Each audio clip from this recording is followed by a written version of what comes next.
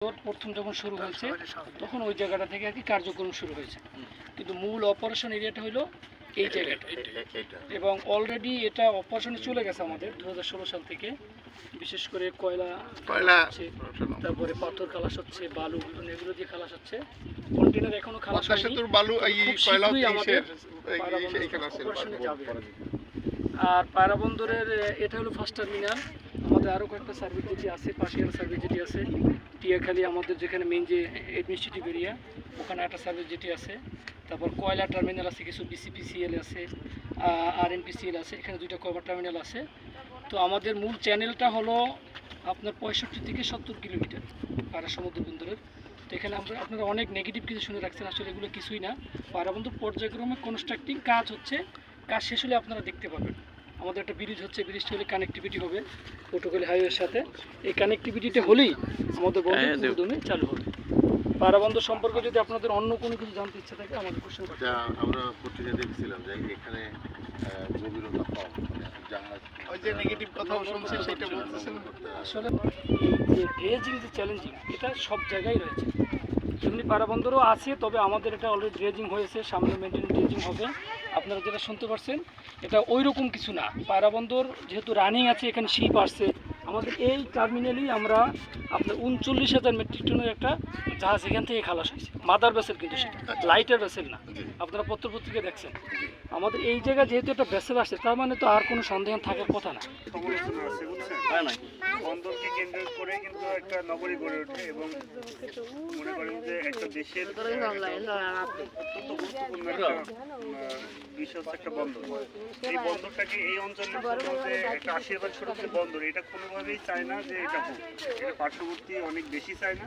আবার আমাদের অভ্যন্তরীণ অনেক রাজনৈতিক বিষয়ও আছে যেখানে প্রচারটা বেশি, মানে যেটা সঠিক তথ্য এটা আসলে মানে সাধারণ মানুষের কাছে যায় না। আপনারা দেখছেন যে বিগত 2 বছর আগে শুধু পজিটিভ নিউজ হয়েছে, তার পরবর্তীতে কিন্তু শুধু নেগেটিভ নিউজ হয়েছে। কিন্তু এবং ম্যাক্সিমাম লোক ওই যে যখন ঘুরতে আসে তখন এখানে পথটা একটু দুর্গম বলে এখানে আসে না, সবাই ওখানে যায়। ওখানে গিয়ে ওনারা বলে যে এটা তো একটা খাল, ঠিক আছে। এমনকি আপনারা টিভিতে দেখছিলেন আমাদের বর্তমান পরিকল্পনা উপদেষ্টা উনি বলছিলেন যে এটা নদী বন্দর তো দূরের কথা, সমুদ্র বন্দর তো দূরের কথা, নদী বন্দরে এমনকি খাল বন্দরও হবে না এটা। কিন্তু উনি নিজে এখানে তার বক্তব্য দেওয়ার 2 মাস পর এখানে এসে উনি ঠিক এই জায়গাটায় দাঁড়ায় উনি দুঃখ প্রকাশ করছে যে আমার এটা বলা ঠিক হয়নি, এবং আপনাদের কাছে অনুরোধ করি যে আপনারা এই বিষয়টা নিয়ে আমাকে সাংবাদিকটাকে কোনো প্রশ্ন করেন না যে আমি কেন বলছিলাম। মানে আমার কাছে এত পরিমাণ নেগেটিভলি উপস্থাপন করা হয়েছে যে আমি তো অবাক হয়েছি যে এখানে এসে দেখে বাস্তবতা দেখছি এক, কিন্তু আমার কাছে যে তথ্য দেওয়া হয়েছে সেটা পুরোটাই ভিন্ন। এবং আপনারা নিশ্চিত থাকেন এই বন্দর শুধু ভবিষ্যতে চিটাগং পুলিশের সাথে একটা কম্পিটিটিভ আগে পরবর্তীতে ভিজিট করছে এবং এটা একটা জায়গা নেওয়া হয়েছে সেইখানে দাঁড়ায় মানে অনুতপ্ত এই জায়গাটা এখান থেকে 11 কিলোমিটার মাফ করবেন, আপনারা এই বিষয় নিয়ে আমাকে প্রশ্ন করেন। যে আমরা একটা ট্যুরে এখান থেকে লঞ্চে এদিক থেকে ভিতর দিয়ে যাচ্ছিলাম, তখন এটা হয় না। তো ভিতরের যেটা বললেন সেটা থেকে আমাদেরও মনে হয়েছে যে আসলে এত ভিতরে এসে এখন বিষয়টা আমাদের কেমন হয়, তো সেটা এখানে আবার এসে আজকে যখন এটা দেখলাম এরকম আর এক বছর পরে আসবে, এই অ্যারেঞ্জমেন্ট দেখার পরে এটা বোঝা যায় যে না এটা ইউজ করা যাবে। আমাদের 9টা ধরা আছে, এর পরেরটা আছে 1200 মিটার। যেটা ভালো লাগলো আরেকটা জিনিস দেখবেন, আমরা শুনতে পাচ্ছি যে এটা বন্ধ করে দেওয়া হবে এবং এটাকে ঘিরে যে উন্নয়নের ছোঁয়া সেটা হবে না। অলরেডি ভিজিট হয়েছে। আপনাদের ক্ষেত্রে আরেকটু জানাই, সেটা হচ্ছে আপনারা আরো বেশি মানে আমাদের আরো সম্ভাবনাময় আরেকটা বিষয় আছে। আমাদের কিছুদিন আগে একটা মিটিং হয়েছিল ঢাকায়, যারা সব আমাদের পোর্টের স্টেক হোল্ডার যারা আছে তাদেরকে নিয়ে একটা মিটিং হয়েছিল। ওনারা খুব দ্রুত আমাদের এখানে গাড়ি নিয়ে আসতে চায়। আচ্ছা আচ্ছা।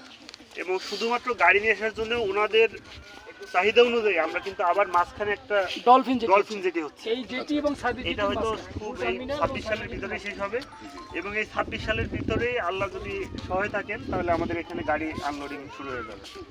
আমরা চাই যে নিউজ হয়েছিল যে আপনাদের এখানে ড্রেজিং কস্টটা খুব বেশি হয়ে যায়। এটা হচ্ছে বিষয়টা হচ্ছে কি, বাংলাদেশের 99.9% লোকই জানে না যে পোস্ট ড্রেজিং করা লাগে। এই জিনিসটা মাথায় আমি এখানে চাকরি করার আগে আমি নিজেও জানতাম না যে যে পৃথিবীর সকল আপনি একটা বিজনেস করবেন, আপনাকে তো সেখানে আপনাকে ইনভেস্ট করতে হবে। পৃথিবীর invest সকল করতে হবে। পণ্যে বিজনেস দেখেন প্রতিষ্ঠান যে না use সরকারের, করা হয়। আবার এখান থেকে আয় হবে, তার মানে তাকে maintenance cost ইনভেস্ট আছে। করতে হবে। ড্রেজিং ছাড়া এই চ্যানেল রক্ষণাবেক্ষণ সম্ভব নয়, কিন্তু পৃথিবীর সকল পণ্য ড্রেজিং করা হয়। এটা কিন্তু উনি বলছেন না। না, বলছে যখন যে এটা বলা হচ্ছে, ড্রেজিং করতে প্রচুর আপনি পরিমাণে মোংলাতে কষ্ট যান, হবে। মোংলা সিসি চাইনিজ ড্রেজিং করতে মানে ড্রেজিং চিটাগাংয়ে নিজস্ব ড্রেজিং চলছে, সব জায়গায় এবং ড্রেজিং এর বিষয়টা এমন না যে মানে আসলে মানুষ আমরা তো জানি না কেউ, আমাদেরও দোষ নাই, সাধারণ মানুষের তো দোষ নাই, কারণ উপস্থাপন না করে তুলে না এই যে দেখেন আপনি কিছুদিন আগে ওখানে আসছেন, আপনার একটা ধারণা ছিল, এখন এখানে এসে আর একটা ধারণা হচ্ছে না। এখানে প্রতি মানে 24 ঘন্টায় 3টা করে জাহাজ খালি হবে। এটা চট্টগ্রাম পোর্টে বাংলাদেশের সর্ববৃহৎ জেটি কিন্তু এটা। এত বড় জেটি হয়তো অনেক জেটি আছে কিন্তু এত বড় জেটি নাই। এটাই ফার্স্ট বাংলাদেশের এত বড় জেটি। এটা লম্বা কত?